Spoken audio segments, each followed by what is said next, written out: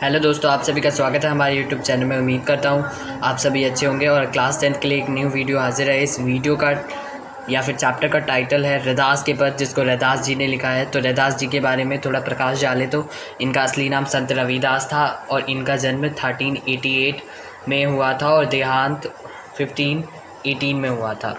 रैदास की बहुत सारी जो काव्य रचनाएं हैं वो अवधी, राजस्थानी, खड़ी बोली और उर्दू फारसी में का मिश्रण है। रैदास ने अनेकों अलंकारों का प्रयोग अपने उसमें किया है काव्यों में, और रैदास के 40 पद ग्रंथ गुरु साहब ग्रंथ में सम्मिलित हैं, गुरु ग्रंथ साहिब में। और रैदास ने अपने इन 2 पदों के माध्यम से अपनी भक्ति को हमें जताने की कोशिश की है। पहले पद में वो प्रभु जी को बहुत सारे उदाहरणों के थ्रू अपने आप से कंपेयर करते हैं, ठीक है। वो मानते हैं उनका प्रभु और कहीं नहीं, उनके मन में है। दूसरे पद में वो भगवान की अपार उदारता को यहाँ समझाते हैं। तो पद 1 की तरफ बढ़ते हैं देर ना करते हुए। तो पहले पद में वो बोलते हैं, अब कैसे छूटे राम नाम रट लागी, प्रभु जी तुम दी चंदन हम पानी, जाकी अंग अंग बास समानी। प्रभु जी तुम घन बन हम मोरा, जैसे चितवत चंद चकोरा। प्रभु जी तुम दीपक हम बाती, जाकी ज्योति बरे दिन राती। प्रभु जी तुम मोती हम धागा, जैसे सोनी मिलत सुहागा। प्रभु जी तुम स्वामी हम दासा, ऐसी भक्ति करी धरे दासा।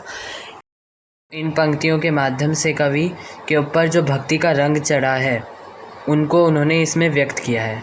तो कुछ अपनी पंक्तियों से कवि कहते हैं, वो भगवान को चंदन के समान बताकर और खुद को पानी के समान बताकर प्रभु से ये कहते हैं कि आप उस चंदन के समान हैं और मैं उस पानी के समान हूँ। जो पानी चंदन के अंदर मिलकर उसकी हर एक बूंद में सुगंध फैला देता है, ठीक उसी प्रकार उनकी हर एक अंग में भक्ति का जो सारा रंग है वो समा चुका है, वो भक्ति से ओतप्रोत हो चुके हैं। और उसके अलावा अगले एग्जाम्पल में वो कहते हैं कि जैसे एक मोर बादलों को देखकर नाचने लगता है ना, ठीक उसी प्रकार वो भी उस मोर के समान है और भगवान घन के समान है। अपने अगले उदाहरण में कवि कहते हैं कि वे उस चकोर के समान है जो बिना पलक झपकाए चंद्रमा को देखता रहता है, और वो चंद्रमा और कोई नहीं उनके प्रभु जी हैं, ठीक है।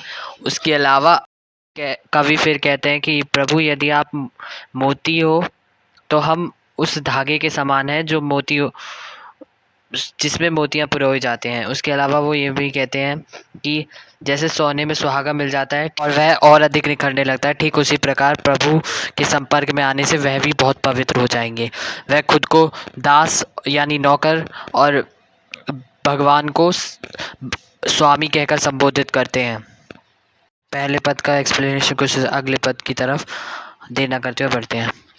ऐसी लाल तुझ बिन कौनु करे, गरीब निवाजू गुसैया मेरे माथे छत्रु धरे, जाकी छोटी जगत कौ लागे, तापर तू ही डरे, नीचू ऊंचू करे मेरे गोविंदा, काहू ते न डरे। नामदेव कबीर तिलोचनु सदना सेनु तरे, कही रविदास सुनू रे संतुष, हरि जीवतु ते सभे सरे। पद से कवि कहना चाहते हैं कि भगवान के बिना उनका कोई भी नहीं है। वह भगवान यानी अपने आराध्य को ही सब कुछ मानते हैं। कवि भगवान की महिमा को और ज़्यादा बखान करते हुए कहते हैं कि भगवान गरीब और दीन दुखियों पर दया करने वाले हैं, और जो उनके माथे पर जो मुकुट है वह बहुत ही ज़्यादा सुंदर लग रहा है, ठीक है। कवि कहते हैं भगवान में इतनी शक्ति है कि वे कुछ भी कर सकते हैं, उनके सिवाय इस दुनिया में कुछ भी संभव नहीं है, ठीक है। तो भगवान, इसका तात्पर्य यह हुआ कि वह यह कहना चाहते हैं कि भगवान की इच्छा के बिना कुछ भी नहीं हो सकता। भगवान के छूने मात्र से ही अछूत व्यक्ति जो हैं उनका भी कल्याण हो जाता है, क्योंकि भगवान किसी की जाति को नहीं उसके कर्मों को देखते हैं, ठीक है। तो मनुष्य और कवि बहुत सारे महान और कवियों और लेखकों के उदाहरण देते हुए कहते हैं कि नामदेव, कबीर, त्रिलोचन, सदना और सेनु जैसे संतों का उन्होंने उद्धार किया था, वही सबका भी उद्धार करेंगे।